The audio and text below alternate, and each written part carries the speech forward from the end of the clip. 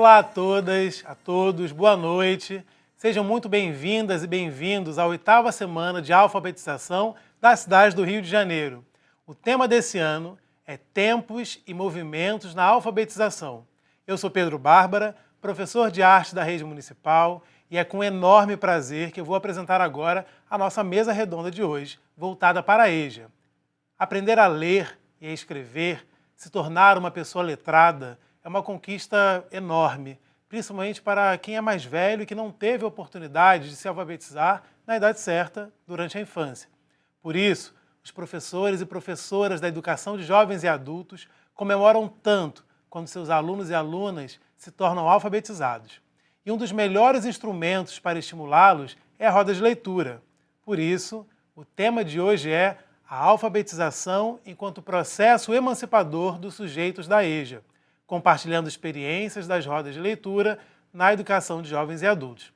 E para conversar sobre isso, eu apresento a professora Patrícia Viana, da 2ª CRE, o professor Daniel de Oliveira, a professora Márcia Caser e a professora Valéria Pubel. Esses 3 professores são do Centro de Referência da Educação de Jovens e Adultos, o CREJA, que fica no centro da cidade.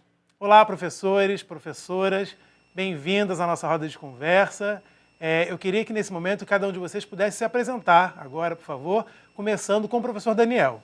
Saudações a todo mundo que nos assiste. Eu sou o professor Daniel de Oliveira, sou professor do CREJA, atuando em turmas de PEJA 1 e também na equipe de educação continuada do CREJA.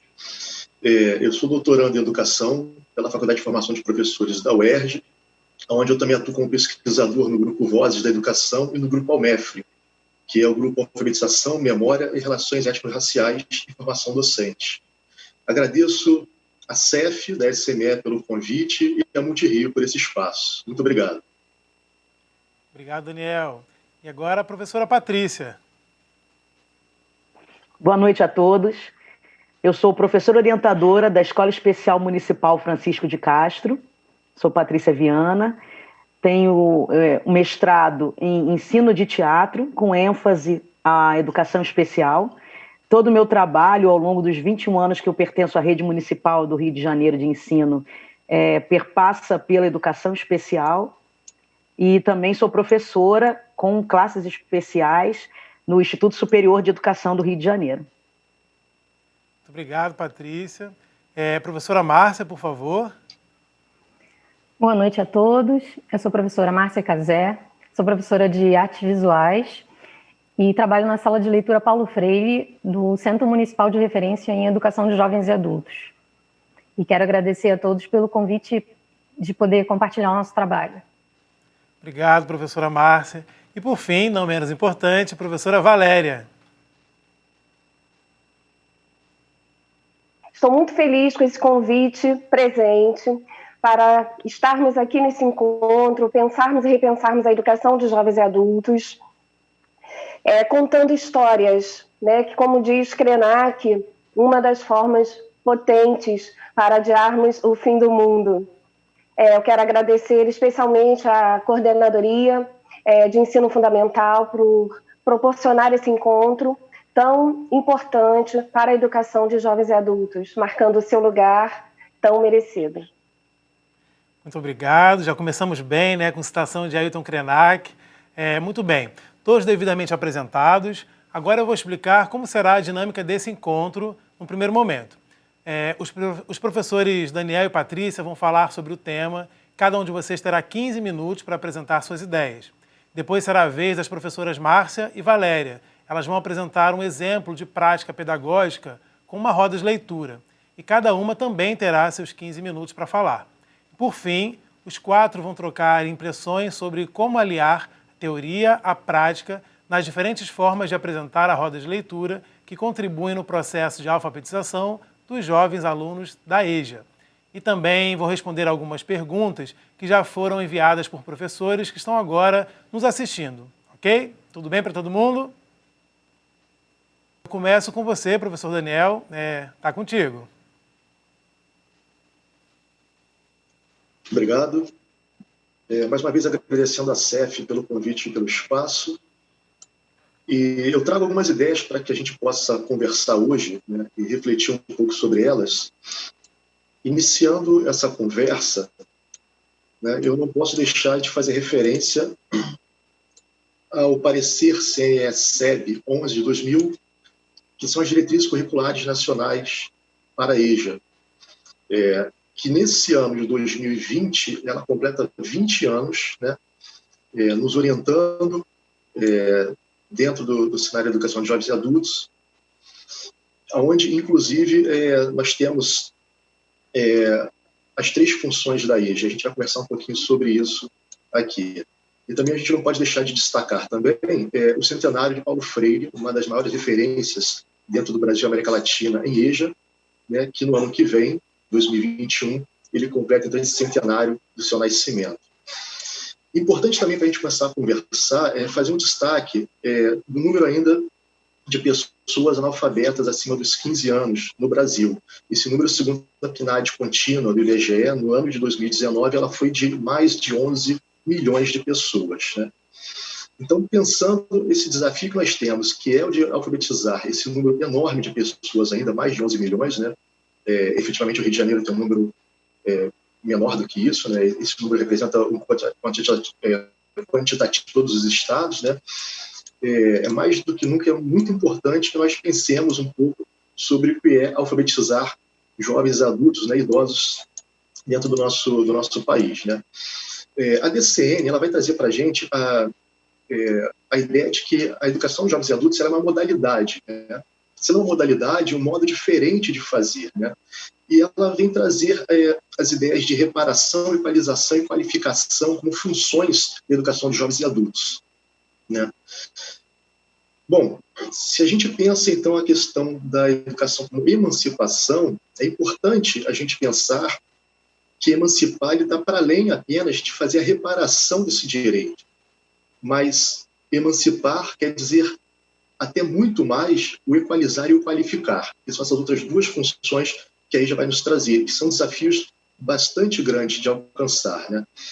Pensar a EJA como direito, né, como direito à educação, e pensando essas 2 dimensões de equalização e qualificação, é importante pensar a educação de jovens e adultos como um direito ao longo da vida.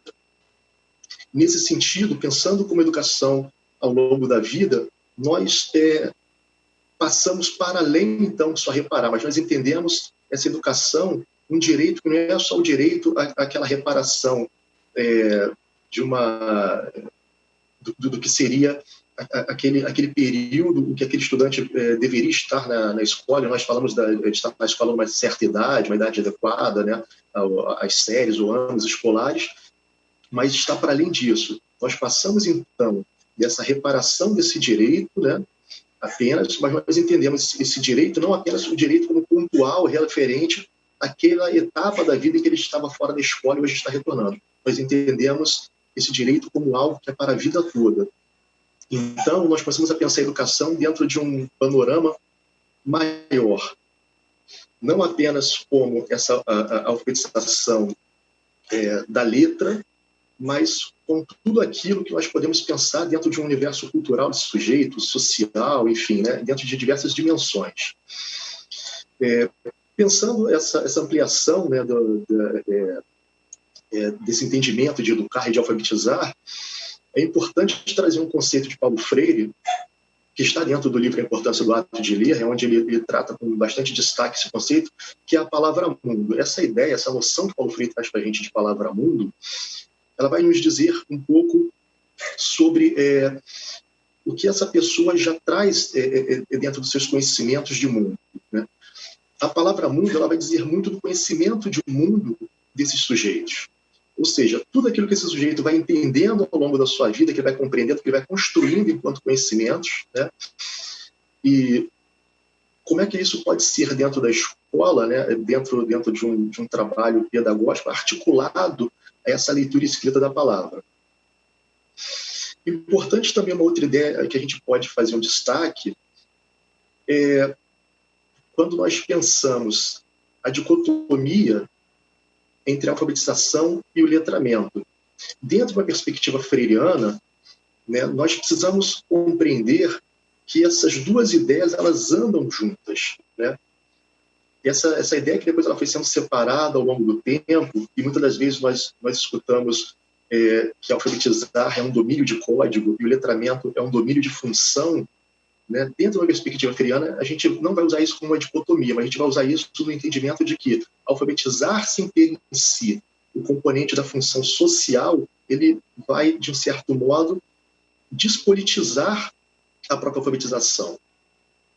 Isso porque, para Freire, é impensável, né, que se tenha o domínio de um código sem ter um entendimento social e político. E quando eu falo político, eu digo no sentido mais amplo, no sentido político, no sentido de que nós queremos dizer da participação social, ou seja, da ampliação da participação social desse sujeito na sociedade, né, a partir de que o domínio da leitura e da escrita, né, ele vai poder possibilitar um acesso maior a número outras coisas que vai ter à disposição dele.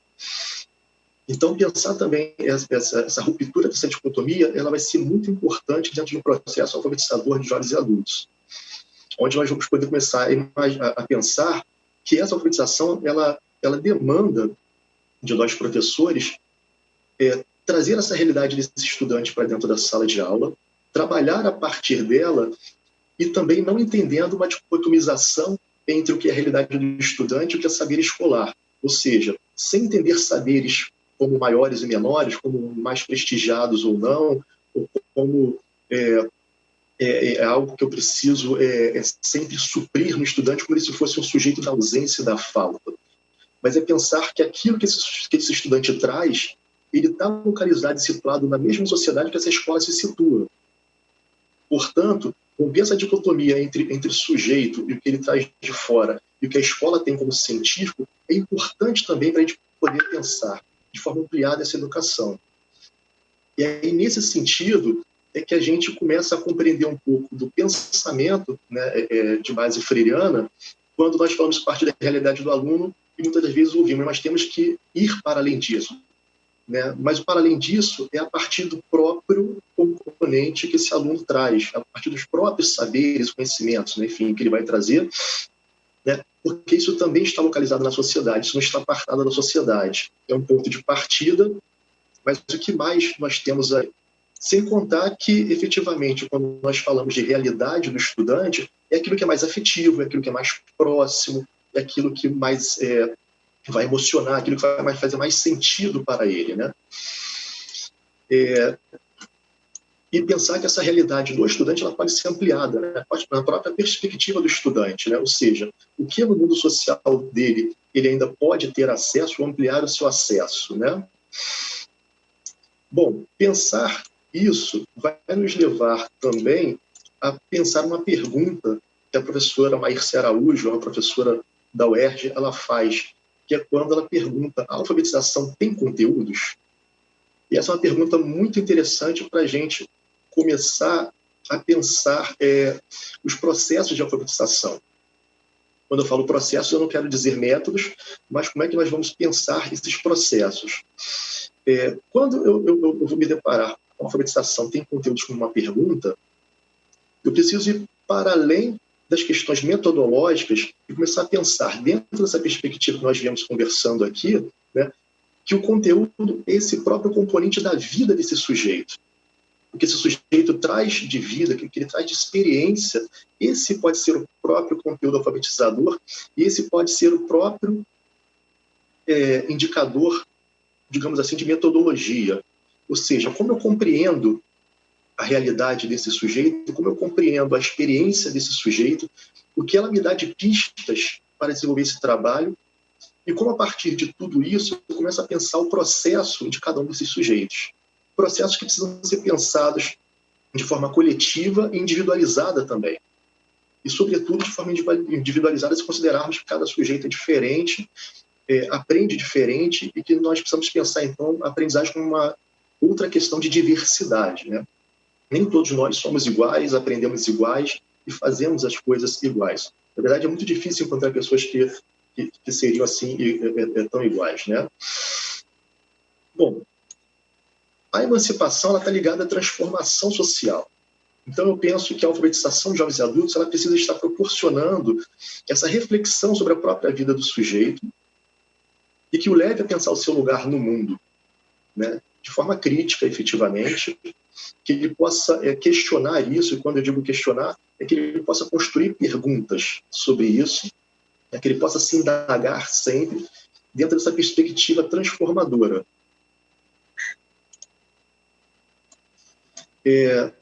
Efetivamente, eu penso também que a alfabetização de jovens e adultos ela precisa pensar como um dos componentes da sua realização o diálogo, né? Esse diálogo que também está dentro das ideias freirianas e que ela vem dizer que os sujeitos se significam dentro das suas falas, dentro do diálogo uns com os outros, e que esse mundo é produzido no diálogo, né? Essa ideia ela é muito presente dentro das ideias freirianas e ela é muito importante. Quem alfabetiza jovens e adultos ou quem menciona para jovens e adultos em qualquer outro ano, né? Em qualquer outro dos anos escolares, né, do EJA, vai perceber que esses estudantes eles chegam com esse elemento da conversa, né, da fala, né, e muito sedentos de serem ouvidos, né? Então, portanto, esse componente da fala ele é o que vai mediar essas relações educativas entre professor, estudante, mundo, né? E aquilo que é o conhecimento que nós estamos querendo discutir, construir, estudar, enfim, juntos.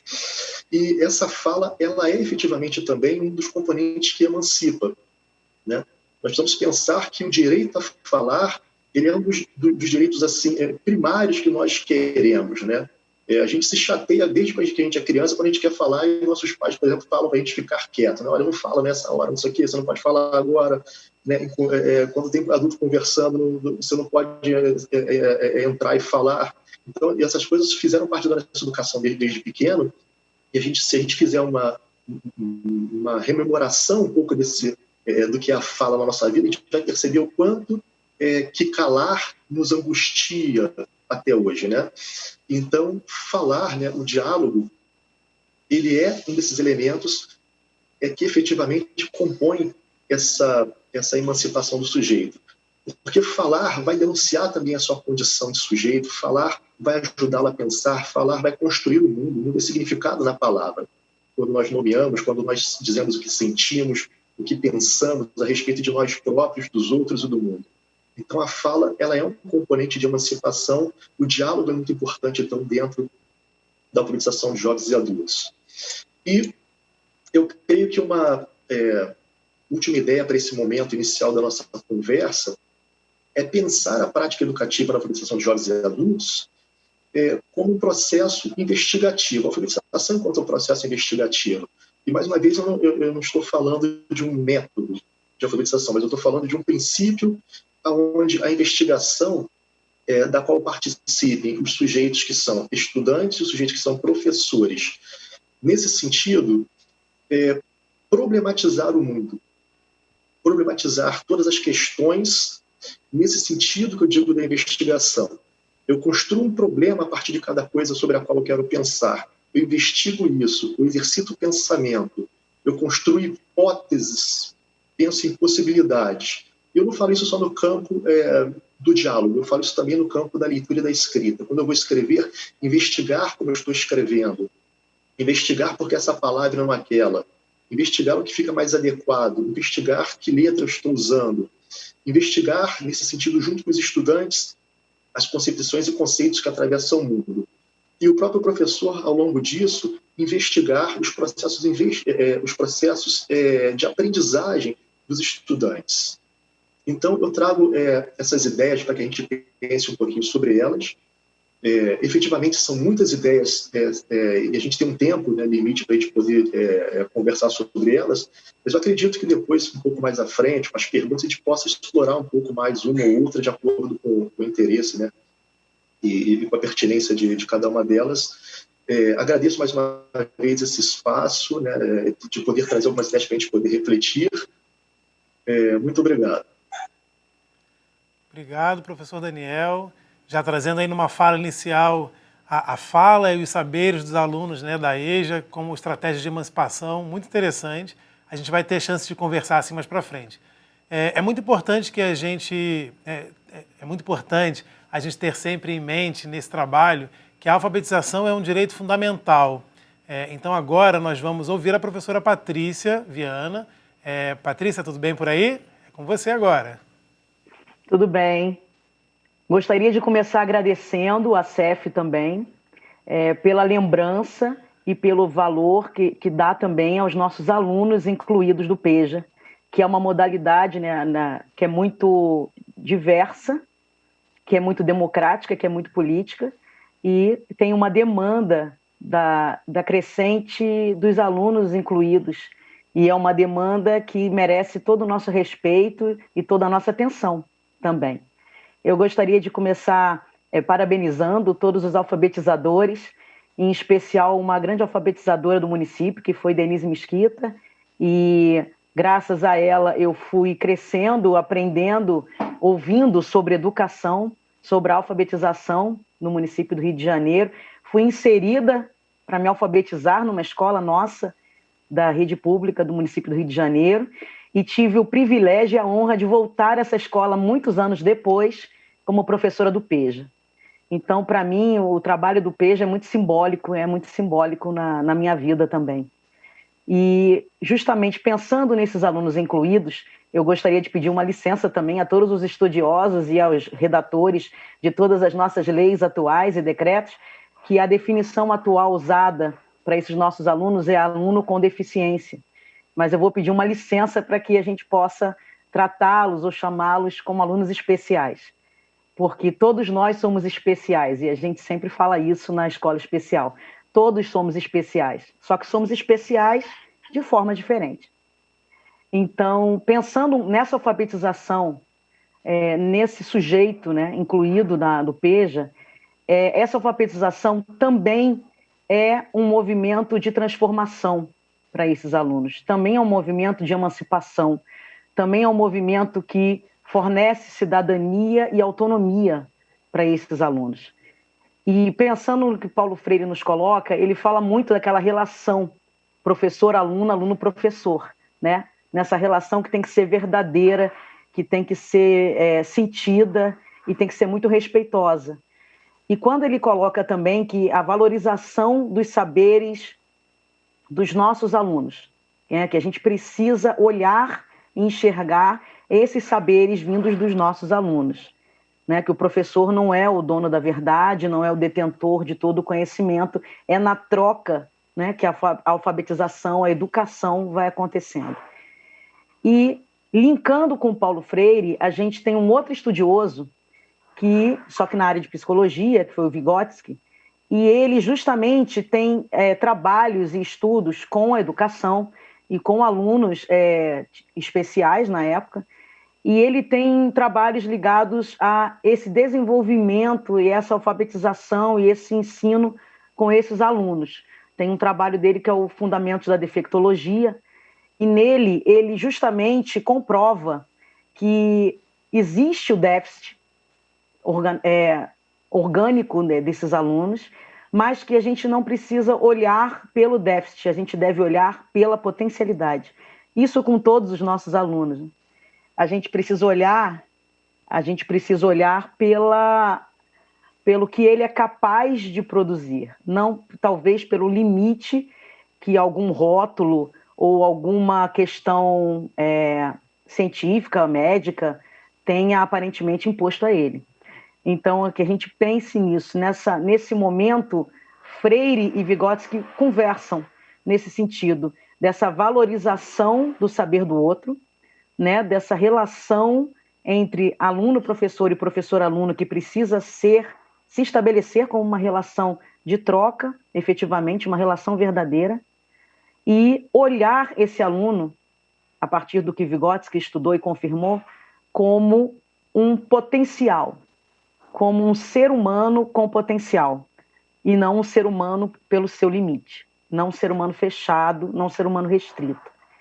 Então ele comprova, o próprio Vygotsky também fala, que a relação social, toda a situação social a que esse aluno está inserida, as trocas a que ele se submete, vão enaltecer muito e vão contribuir demais no desenvolvimento dele, né? Então, não é só a questão do próprio desenvolvimento ou das suas próprias condições orgânicas ou estruturais, é que a relação com o meio e com o social vai contribuir demais para o desenvolvimento desse aluno especial, principalmente. Então, essa troca dessas ideias de Freire e de Vygotsky é muito rica. E é por aí que justamente eu pretendo que a gente tenha essa conversa, essa nossa conversa agora, sugerindo esse novo olhar sobre esses nossos alunos especiais do PEJA. Que seja uma troca real e que eles sejam vistos como seres humanos com esse potencial de aprender, porque todos têm esse potencial de aprender a vida toda. E eu gostaria de ler uma citação do Freire, que trata um pouco disso. Ele fala: uma das tarefas mais importantes da prática educativo-crítica é propiciar as condições em que os educandos, em suas relações uns com os outros e todos com o professor ou a professora, ensaiam a experiência profunda de assumir-se.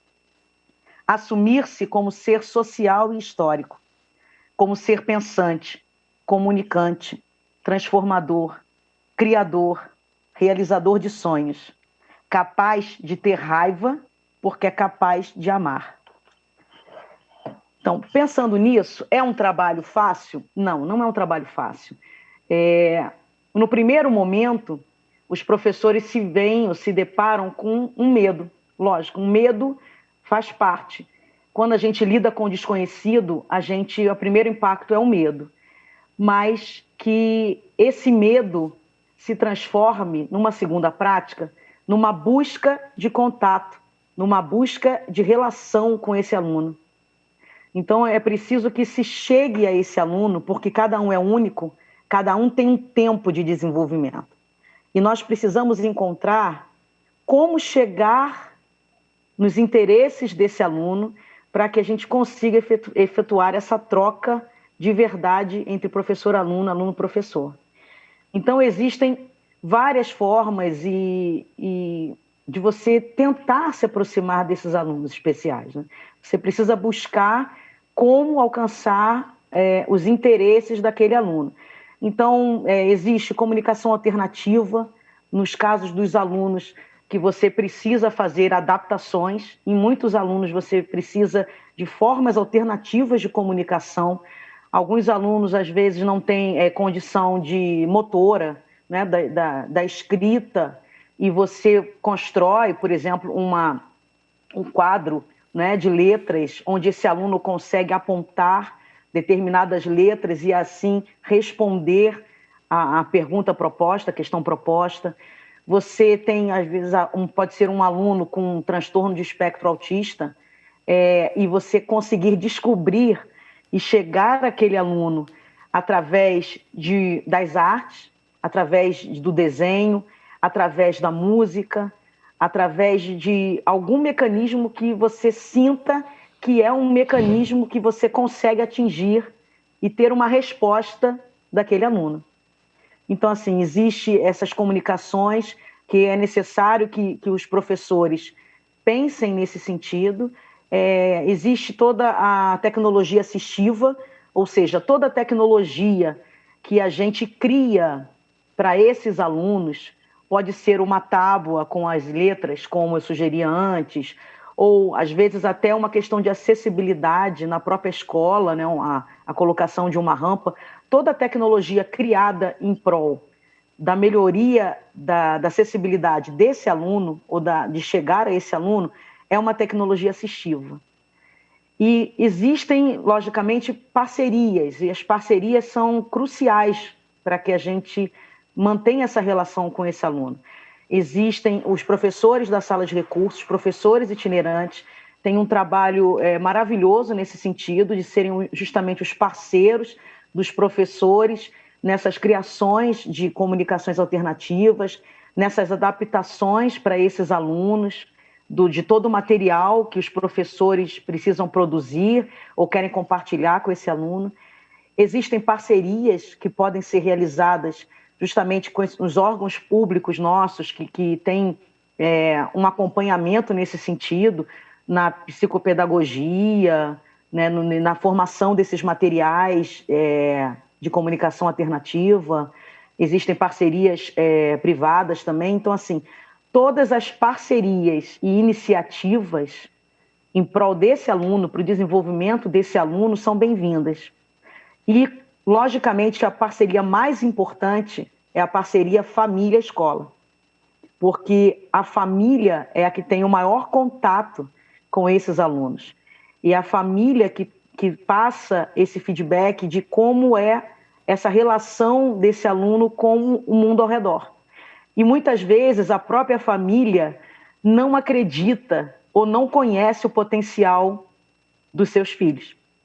E às vezes nessa troca família-escola permanente, a escola mostra como é possível o potencial desses alunos, como eles são capazes, como eles respondem, e às vezes a própria família não tem noção disso.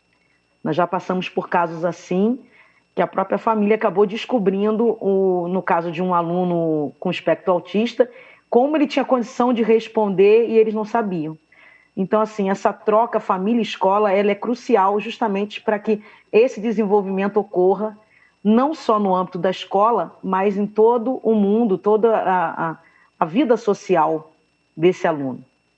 Então, isso é muito importante. Outros mecanismos que são cruciais assim, para o desenvolvimento desses alunos, não só para os alunos especiais, mas para os nossos alunos, né, de jovens e adultos. Trabalhar com projetos, trabalhar de uma forma integrada, né, todas as disciplinas, de uma forma interdisciplinar. Os projetos normalmente são muito bem-vindos e dão resultados muito importantes nesses trabalhos, principalmente com os alunos especiais. Trabalhar através do viés da arte, de forma lúdica, trabalhando com o sensível, né, com toda a parte que você pode descobrir e ser um viés para se chegar, né, no emocional e no desenvolvimento mesmo, na resposta desse aluno. Através de uma música, através de uma poesia, através do teatro, através da dança. Então, você acaba descobrindo um canal que é um canal muito rico para que você consiga as respostas desses alunos e consiga ver o desenvolvimento deles. E então, que isso é difícil, assim, o trabalho, quanto mais alunos incluídos, né, mais alunos especiais nós temos em determinadas turmas, mais, não é complicado, mas mais trabalhoso porque nós precisamos planejar. E o planejamento, ele precisa justamente ser individual.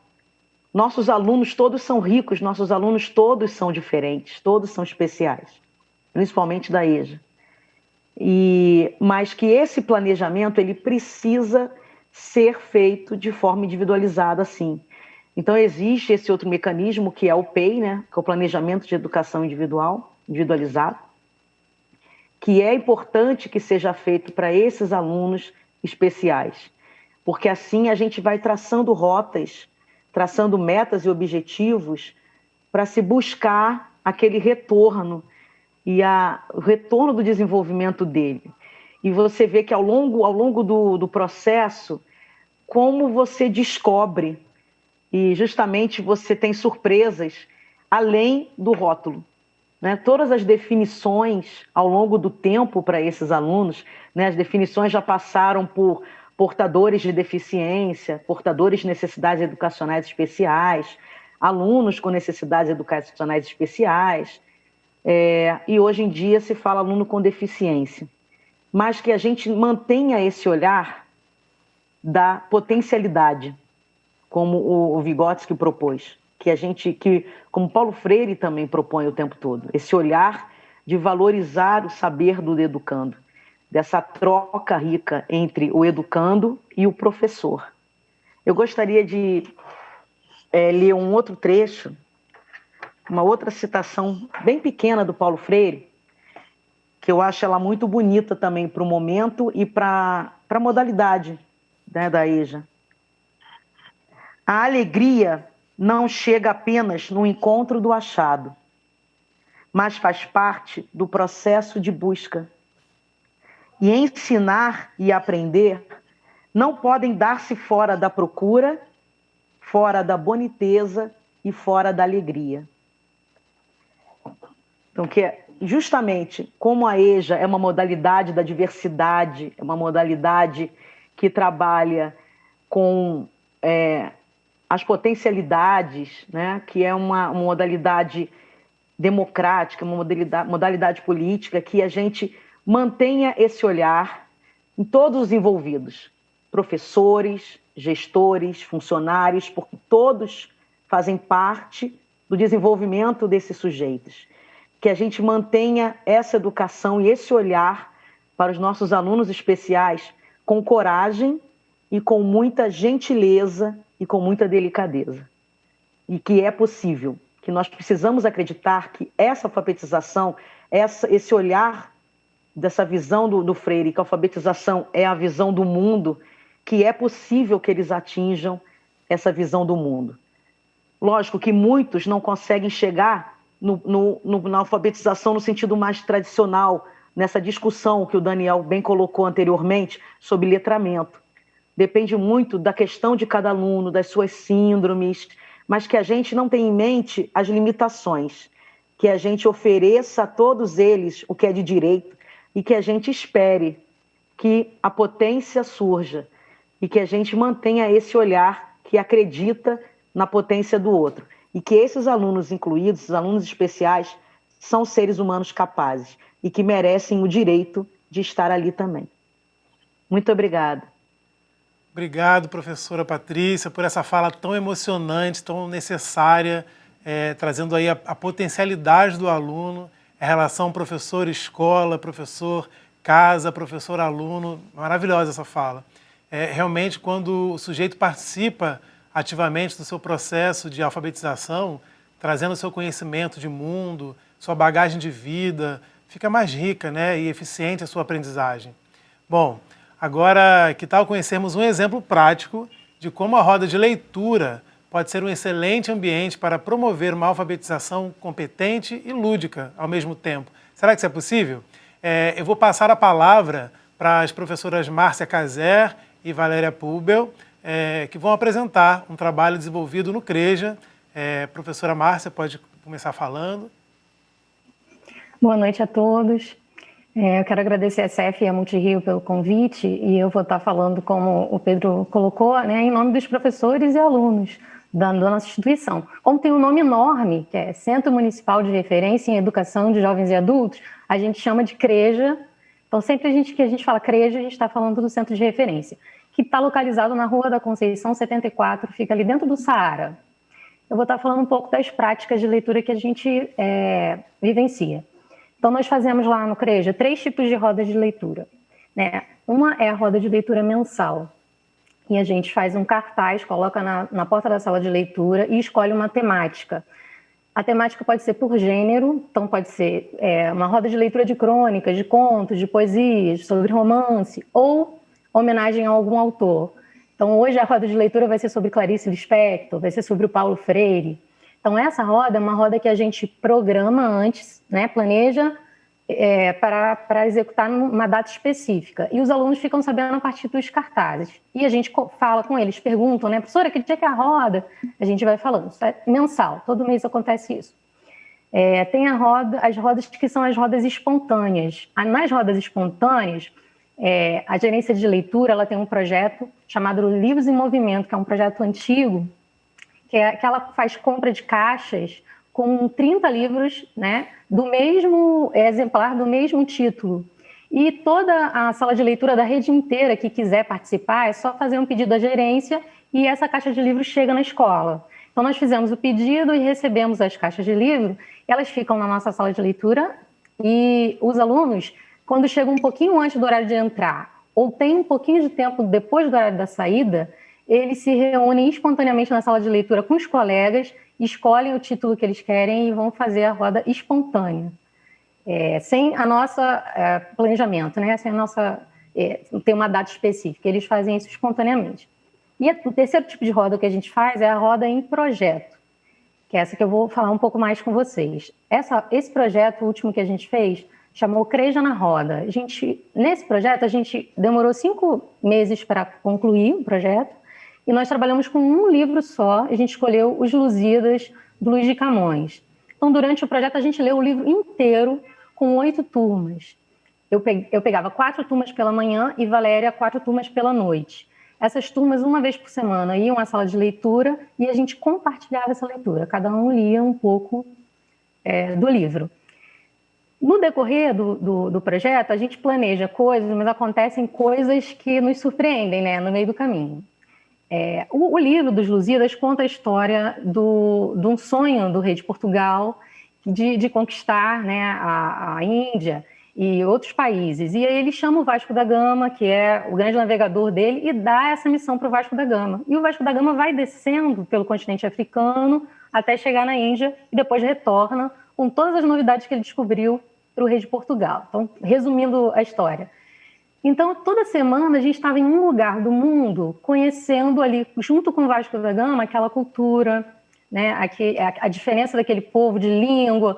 Alguns recebiam com muita gentileza, outros recebiam com bala de canhão. Então, a gente ficava sempre tendo que, por exemplo, chegamos a Madagascar, chegamos a Calicut. Onde é Calicut? Então, a gente ia ao Mapa Mundi procurar esse lugar, se localizar. Onde é que nós estamos nesse momento da nossa navegação, né? Apareciam nomes no texto. Nós encontramos os muçulmanos. Quem são os muçulmanos? Então, a gente ia ao dicionário, ia ao laptop, pesquisando junto para a gente entender melhor, porque a gente queria saber, todo mundo, o que ele estava querendo dizer, Luiz de Camões, quando escreveu, né, Os Lusíadas. E então, nós lemos o livro todo. No final, a gente fez uma visita ao Real Gabinete Português de Leitura com as turmas, que fica ali na Praça Tiradentes, ao lado do Teatro João Caetano. Quem nunca foi, vá, é lindíssima, uma biblioteca pública. E fomos até lá com eles. Então, a primeira surpresa é que, em frente ao Real Gabinete, tem um busto do Luiz de Camões. Então, eles puderam ver, né, o autor que a gente estava trabalhando. E a fachada, uma fachada do prédio, é em estilo manuelino português, e tem 4 esculturas dos grandes navegadores. E aí tem o Vasco da Gama, tem o Luiz de Camões também, o Pedro Álvares Cabral, o rei Dom Henrique. Então, a fachada já contava toda uma história para a gente sobre aquilo que a gente tinha lido. E nós fomos até lá com eles, porque lá tem um exemplar que foi presenteado de Portugal ao rei Dom João VI, quando ele estava aqui no Brasil. Então, em Portugal também tem um Real Gabinete Português de Leitura. Toda vez que tem um livro novo lá, nós recebemos um aqui também no nosso gabinete. E aí a gente tem lá no vidro, como obra rara, Os Lusíadas original. Então, eles ficaram assim, encantados, assim. Foi incrível esse dia de visita. Então, depois dessa visita, na outra semana, que foi a última semana de encontro, terminando o projeto, a gente sentou para escrever o que a gente tinha sentido nessa leitura, todo mundo. E aí surgiram coisas completamente diferentes. Por exemplo, um menino super jovenzinho falou que o que ele mais gostou é que toda semana a gente tinha que olhar o mapa mundi para saber onde é que a gente estava na história. E aí ele foi aprendendo onde é que eram esses lugares. Uma senhora bem senhorinha disse assim, o que eu mais gostei na história foi a história da Inês de Castro, que eu achei que era um amor verdadeiro, muito lindo, e porque o Luiz de Camões vai contando as glórias de Portugal, em cada lugar que ele chega, para que as pessoas daquele lugar conheçam Portugal, né? Ele fala da Inês de Castro e outras tantas histórias. Então, foi assim um super projeto, e melhor do que isso tudo, no final, quando termina, eles todos vão à sala de leitura querendo levar o livro para casa, para mostrar para seus filhos, para ler para sua família. Professora, deixa eu levar emprestado. Eu quero dos Lusíadas. Então, isso é um exemplo de como a gente tira um livro da estante, que está lá com aquela história, com tudo aquilo, com toda a potência, com todo o ouro, né? É como abrir né? E tirar o brilho de lá de dentro e poder contemplar aquilo. Então, nós temos um outro exemplo que a gente fez no CREJA, um projeto chamado Shakespeare no CREJA. Esse projeto a gente trabalhou com as professoras Silvia, de artes cênicas, Wilza, de artes visuais, e Margarete, de inglês. a gente trabalhou com uma coleção que as salas de leitura têm, que é a coleção Dourada do Shakespeare. São livros dourados contando as histórias do Otelo, Romeu e Julieta, Macbeth, A Tempestade. Então, cada professora na sua disciplina trabalhou com os textos e na culminância do projeto, cada turma fez uma cena daquele texto que ele estudou. Então, a cena principal, mais importante, né, foi feita, nós como espectadores restantes da escola, entrávamos numa sala escura, a cena acontecia, acendia a luz, os alunos faziam a cena, se apagava, a gente ia para outra sala, outra cena. E assim fomos indo até terminar na cena do balcão, que é a cena clássica do Romeu e Julieta, que o Romeu se declara, né, para Julieta na bancada. E o nosso prédio lá do CREJA é um do século XIX, então ele realmente tem uma varandinha, e a gente aproveitou. Então, uma aluna ficou lá em cima com o microfone fazendo a Julieta, e um aluno embaixo fazendo o Romeu, e toda a escola desceu para a rua, que era o Saara, e todo mundo que estava passando assistiu a última cena, que foi a cena do balcão, né, de Romeu e Julieta. Então, assim, foi um projeto que marcou muito eles, né? Eu sou o Romeu, eu sou a Julieta, e que também proporcionou depois essa busca à sala de leitura desses clássicos. Assim, a turma que trabalhou Otelo depois queria conhecer Romeu e Julieta, A Tempestade, os outros textos. Então, a riqueza que é quando a gente escolhe um texto, né, e desenvolve com eles e aprofunda. Então, no meio disso tudo, acontece uma série de coisas. Por exemplo, trocas geracionais, como eu falei, né? Muitas vezes o aluno mais jovem está lendo ali ao lado com o aluno mais idoso, e aí ele ensina o aluno mais idoso como é que se pronuncia aquelas palavras. E o aluno mais idoso entende o que está sendo lido com aquelas palavras que o aluno mais jovem não sabe o que significa. Então, nesse momento, acontecem as trocas geracionais. Por isso a gente chama a roda de uma grande potência, né? Então, as trocas, as pesquisas, né? A gente vai ter que buscar no mapa, buscar na internet, buscar no dicionário para compreender melhor a nossa leitura. A autonomia desenvolve a inclusão, nossa colega estava falando, a Patrícia, né? A turma vem inteira, todo mundo trabalha junto. A emancipação e a reinvenção de mundo, porque cada vez que você vê uma forma nova de estar no mundo, essas ideias você vai absorvendo essas ideias e pensa, nossa, como eu posso usar isso no meu dia a dia, é muito mais tranquilo, né? E é uma riqueza muito grande. Eu queria falar um pouco mais dicas para os professores de sala de leitura, porque às vezes a gente fica com muito medo de trabalhar os clássicos, né? Eu estou falando aqui de 2 clássicos, Os Lusíadas, do Luís de Camões, e Shakespeare. Então, a gente fica assim, ai meu Deus, como é que eu vou trabalhar com as turmas de EJA com grandes clássicos? O que a gente fez? A gente trabalhou com adaptações, que é uma forma onde o conteúdo está todo ali profundo, mas a linguagem ela é mais acessível. Então, é possível trabalhar, não tenha medo de trabalhar com clássico, vale muito a pena. A gente tem isso na nossa prática, funcionou, foi muito bom. A outra é trabalhar com o livro na mão. Se eu tenho uma leitura, se eu posso dar o livro na mão do meu aluno, é muito mais forte quando eu estou lendo com o livro. Por isso mesmo, porque depois ele busca esse livro que você leu, ele quer emprestado e quer multiplicar. Então, é muito importante trabalhar com o livro na mão. Quando a gente pode, claro, né? Se preparar, porque a gente planeja todas as nossas ações muito. Eu brinco que quando a gente está fazendo um projeto, a gente dorme e acorda com aquele autor. A gente tem lá 3 meses daquele projeto. Seja quem for, né? O Machado de Assis, Clarice Lispector, você tem que respirar aquele autor. Você está lendo tanto sobre ele que ele sai no seu olho, ele sai no seu corpo. Então, isso emociona, te emociona e emociona quem... Aí você leva os alunos junto, né? Quem está junto no trabalho. E a última coisa é resistir, porque os livros são grandes, né, companheiros na resistência. A gente precisa resistir, porque eles sempre vão dizer, professora, eu não consigo, professora, eu não sei, tenho muita dificuldade. E a gente vai avançando, quando eles veem, eles estão envolvidos que estão conseguindo, né, fazer. As nossas salas de leitura da rede, elas são grandes potências, né? Dentro da sala de leitura, a gente tem o Brasil mais profundo, a gente tem Patativa do Assaré, a gente tem Cora Coralina, a gente tem o Ferreira Goulart, a gente tem Cecília Meirelles. Então, assim, lá, tá tudo lá. A gente precisa... O professor que está numa escola há muitos anos e não frequenta a sala de leitura precisa ir lá, porque os alunos têm esse direito e ele também. Então, a gente, dentro da sala, a gente brinca que a sala é o coração da escola. Se a escola é um corpo, o coração é a sala de leitura. Então, a gente precisa fazer com que esse coração circule, né? E todos juntos, professores, alunos, o pessoal da limpeza também ajuda, o pessoal da segurança, todo mundo está junto naquele projeto. abraçando, né, a ideia. Eu vou ler aqui para vocês um trecho de um livro que eu estou indicando, que é do Bartolomeu Campos de Queiroz.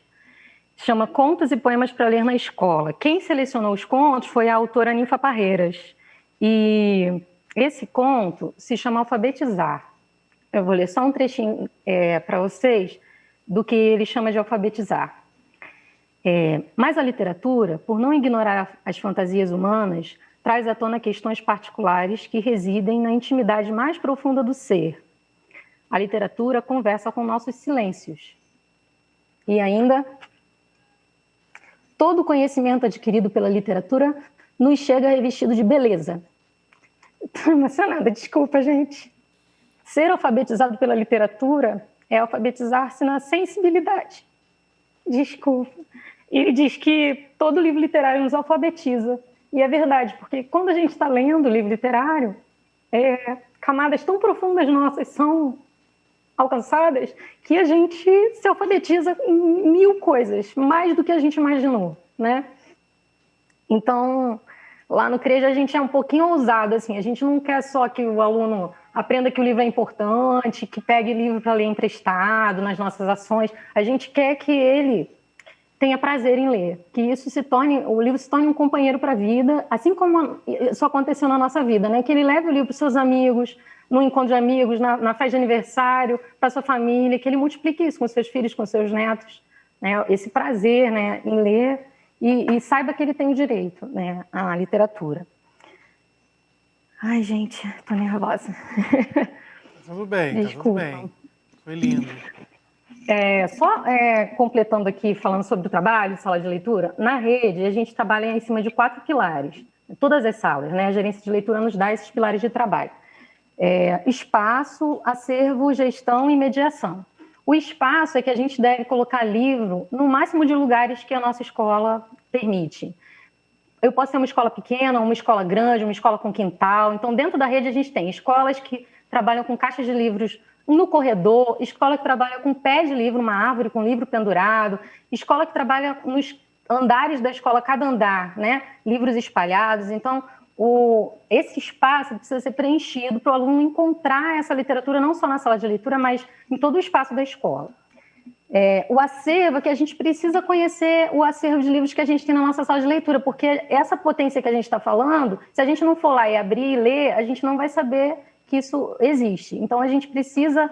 o professor de sala de leitura ajuda muito nisso, porque ele conhece a sua sala. Mas existem escolas que não têm professor de sala de leitura. Mas a sala é uma sala pública.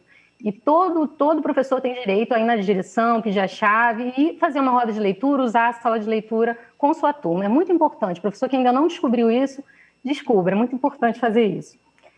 A gestão é a conversa que o professor de sala de leitura tem com coordenação, direção e professores da escola. Não se faz projeto sozinho, a gente não faz nada sozinho na sala de leitura. Na nossa sala lá sou eu e Valéria trabalhando, a gente está sempre junto, planejando, trocando, porque os professores têm que saber e ajudar e colaborar o que está sendo feito, né? Todo mundo abraçando a mesma causa. E, por último, a mediação, que é isso que eu estou fazendo aqui agora com vocês e que a gente faz na escola. Quem é o mediador?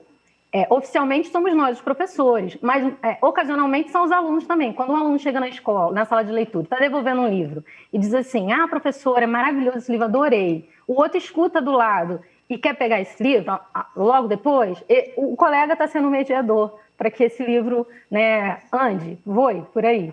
Mas, a princípio, é a leitura que a gente faz com eles, né? Ou seja, o papel do professor, né, é fazer com que ele encontre, o aluno, o leitor, encontre o livro. Então, a gente faz essa ponte. Muitas vezes, o professor às vezes fala, mas não é difícil, meus alunos não leem, como é que eu vou fazer ele ler? Então, leia para ele. Para começar, a gente começa lendo para ele. E eu preciso escolher textos que me emocionam, que realmente mexem comigo, que realmente são sentidos na minha pele, para que quando eu leia, isso seja sentido por ele.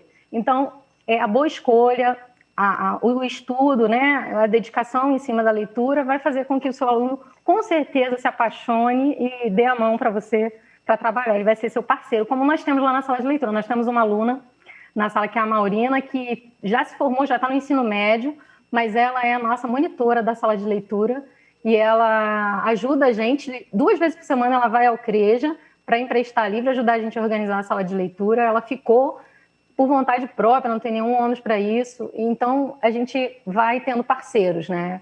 Vai conseguindo ter os parceiros. Gente, eu quero agradecer a todos. Acho que a Valéria vai complementar também muita coisa do que a gente faz lá do nosso trabalho e dizer que muita coisa do que o Daniel e Patrícia falaram estão dentro da nossa prática mesmo. Eu fiquei muito feliz em ouvir. Obrigado, professora Márcia, que fala linda, emocionante. Tenho certeza que a Valéria vai trazer outros apontamentos para a gente continuar conversando sobre essa sala de leitura como um organismo vivo, né, dentro da escola, como um coração da escola. Não é isso, Valéria? Isso. Pois é. A Márcia colocou, né, brilhantemente um pouco das nossas ações, né? Ela falou bastante, mas a gente sempre faz muito mais que isso, né? Isso está claro na fala dela. Cada ação, ela gera uma outra ação que a gente vai pensando e repensando, né? De acordo com o que os alunos vão nos dizendo. As rodas de leitura, elas têm sido muito potentes se nós pensarmos no processo de formação do leitor e do escritor, tá? Na nossa escola. Se nós pensarmos na educação de jovens e adultos, esse campo específico, né, da educação, a gente precisa pensar que a literatura ela é um direito, como nos diz Antônio Cândido, um direito também negado a esses jovens e adultos. Tem um cachorro aí, né, professora? Exato. Está participando da conversa com a gente. Eles estavam esperando eu começar a falar. Ele está empolgado. Estavam ali apostos. Opa, ela começou, vamos lá. Então, o direito ao livro, à literatura, também tem sido negado historicamente aos estudantes da EJA. A população, como o Daniel colocou lá na frente, a população que faz parte dos 11 milhões, né, a parte da população de 11 milhões de analfabetos no nosso país, que também estiveram, desde a história, né, do país, excluídos das práticas sociais de leitura e de escrita. Então, pensar numa roda de leitura, né, para que ela, somada a outras ações, elas favoreçam, né, a formação desse leitor. Opa, estou tendo que disputar aqui. Participação especial. Eles né? estão animadíssimos. Nos faz pensar o nosso lugar enquanto educador, né, considerando esses sujeitos com histórias de vida diferenciadas, como a professora Patrícia também colocou, professora Márcia, a diversidade de sujeitos que perpassa não só pela educação de jovens e adultos, mas por toda a educação, desde a creche, cada sujeito ele é uno, ele é único, tem as suas especificidades e a sua história de vida, né? Tá lá com 2 aninhos, mas já tem uma história para contar, já passou por processos, né, sociais e históricos. E na educação de jovens e adultos a gente tem essa historicidade num campo mais alargado, né? São jovens adultos trabalhadores, são pessoas que lutam para sobreviver, e a maioria são oriundos das camadas populares, né, desfavorecidas, que convivem em contextos de alta vulnerabilidade social, econômica. Então, pensar numa roda de leitura, nas rodas de leitura nas escolas da EJA, é preciso que a gente considere estes pontos que são fundamentais para compreender o nosso estudante. Compreender cada um deles, que cada um vem desse espaço, muitas vezes são estigmatizados, nossa, não sabe ler e escrever, até, né, adulto não sabe ler e escrever, muitas vezes são colocados num lugar que não lhes pertence, no lugar do preguiçoso, do que não quer nada na vida, e é preciso que a gente tenha um olhar e um ouvido muito atento para escutar essas histórias, né? E as rodas de leitura, elas são privilegiadas, são ações privilegiadas em que, se pudermos dar voz, que não seja a roda em que um apenas, né, lê, partilha, mas que todos tenham direito a essa voz, que seja a roda mesmo, que a palavra gire e circule no sentido estrito da palavra, nós vamos escutar esses sujeitos, e essa escuta ela precisa ser muito atenta, muito sensível, porque dali vão gerar novas ações pedagógicas. Né? Então, é o confronto com o pedagógico, ali inicialmente planejado, com o que eles trazem da sua realidade, né? Das suas diferentes realidades, colocadas ali num campo altamente fervilhante e altamente potente para que a gente pense novas ações. Essa fala, assim,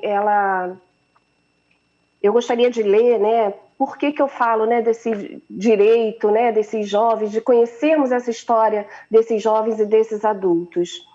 No livro A Importância do Ato de Ler, já citado até por outros colegas, o autor Paulo Freire, que a gente não pode deixar de falar quando a gente fala da EJA, que foi um lutador em prol dos analfabetos do nosso país. Ele diz assim: o Brasil foi inventado de cima para baixo, autoritariamente, e precisamos reinventá-lo em outros termos. Então, esse livro foi escrito há um bom tempo, mas essas palavras ainda me parecem muito atuais. Né? A gente ainda precisa reinventar esse país, pensando nos analfabetos como pessoas com direitos, e que o direito à literatura, à educação, obviamente, mas à literatura, ele é um direito inalienável, né? E ele coloca, né, mais uma denúncia. É um absurdo que estejamos chegando ao fim do século, isso lá na época que ele escreveu, a gente já iniciou o século, né? Fim de milênio, ostentando os índices de analfabetismo, os índices dos que e das que mal alfabetizadas estão igualmente proibidos de ler e de escrever. Um número alarmante de crianças que são interditadas de ter escolarização e que com isso tudo convivamos, quase como se estivéssemos anestesiados. Que bom que a gente rompeu, né? A anestesia ela já surtiu o efeito, já passou, que nós estamos aqui nesse encontro maravilhoso, exatamente pensando e repensando essa EJA e pensando as formas de alfabetização, né? Nessa semana da alfabetização, em comemoração ao Dia Mundial da Alfabetização. Então, pensar a alfabetização como um direito e pensar a literatura como direito, né? Então, eu trago para a roda, eu convido também para a roda, assim como os meus colegas, também o Bartolomeu Campos de Queiroz, que ele diz que o livro ele é passaporte, ele é bilhete de partida, né? Então, o livro ele possibilita, de uma forma muito duradoura, que o sujeito, nós sujeitos e os nossos estudantes, eles adentrem o mundo da escrita de uma forma muito diferenciada da que historicamente, muitos, né, desses estudantes foram submetidos, né, com metodologias nas quais os professores doavam os seus saberes, os alunos não tinham vozes, né, não eram ouvidos, eles apenas ouviam, né? E sorte daqueles que tinham bons ouvidos, boas memórias. E a sala de leitura ela é potencial para romper com isso tudo. E as rodas de leitura, elas marcam o lugar do diálogo, né? Que não tem mais vez, né? Não é doação, é direito mesmo. É direito que está lá na Constituição e que precisa ser garantido, que precisa ter a qualidade necessária para que esses sujeitos se emancipem, né, na leitura e na escrita, para que através dessa emancipação eles possam escrever as suas próprias histórias. Durante as rodas, quando nós vamos lendo, muitos alunos falam: professora, eu quero escrever a história da minha vida. E não é um só, né? 2, 3, falam com uma propriedade muito grande. Ou seja, eles começam a ver que é possível. Ou seja, uma pessoa que chegou quase os 30 anos ou mais, né, que nós temos muitos alunos idosos, né, mais de 40, 50 anos, que chegou a essa fase, essa altura da vida sem a prática da leitura e da escrita e saber que ele pode dizer isso, que ele está sendo ouvido, que ele quer escrever um livro da vida dele, é algo muito importante. Né? É um caminhar, é um início de uma proposta que caminha mesmo para a emancipação, mas uma emancipação que também não alija o Estado das suas obrigações. É importante que a gente tenha muito essa noção, que a emancipação, ela, né, segundo a professora Suzekind, ela tem nos estudos dela, a emancipação ela pode ter uma armadilha da gente achar que o sujeito ele vai caminhar por si mesmo. Ele precisa caminhar, sim, com uma leitura autônoma, uma escrita autônoma, né? Mas que o papel do Estado ele está lá e precisa ser cumprido. E, assim, eu fico muito feliz mesmo, até correndo o risco de ser redundante, falando novamente, mas, assim, por esse encontro, porque ele marca mesmo que nós estamos com uma política pública na Prefeitura do Rio de Janeiro que pensa, né, e nos convida a repensar a educação de jovens adultos. Isso é muito, muito importante. E as rodas, né, como a Márcia colocou, todas elas, elas favorecem em vários sentidos, né? Tanto a formação desse leitor, desse escritor, mas que a gente marque uma nova era na educação mesmo como um todo, em que os estudantes, seja da educação de jovens e adultos, seja uma roda de leitura com os piquititos, né, se possa assim dizer, as rodas, né, de leitura, elas possibilitam que os discursos sejam colocados à baila, né, que a reflexão crítica, ouvir o outro, que é uma outra habilidade que a gente está numa sociedade que a gente não quer mais ouvir, a gente não tem mais paciência para ouvir o outro. Então, numa roda, eu preciso exercitar, né? Eu falo também, eu tenho o espaço de falar, e é preciso que se dê, né, espaço de falar, mas é preciso também que seja ouvido. Então, eu estou muito grata por estar aqui nessa discussão. Obrigado, professora Valéria, professora Márcia. Se a sala de leitura e as rodas de leitura são esse organismo vivo, o livro é um passaporte para muitos mundos diferentes, né? E, bom, agora que a gente já conversou sobre isso tudo, né? Depois de tudo que a gente ouviu até aqui, é hora da nossa roda de conversa girar, né? Afinal, a gente está falando de alfabetização em tempos de movimento. Eu começo lançando uma pergunta para todos vocês, que como explorar os recursos que existem para fazer da EJA um espaço de potência criadora, de inclusão, autonomia, emancipação, trocas geracionais, pesquisas e reinvenção do mundo. É pouca coisa, né? O que vocês acham, professores, para a gente poder trazer para a nossa roda de conversa esse debate? Pode começar o Daniel, de repente está mais tempo esperando, né, Dani? Sim. Pode ser? Pode ser sim, mas eu acho que Márcia tinha levantado a mão. Se ela quiser começar, pode ficar à vontade, eu sigo.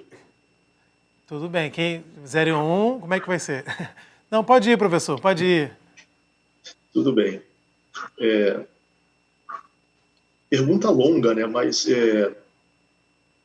eu acho que efetivamente a gente pode pensar, como Márcia veio colocando, né, entender a escola como espaço de potência.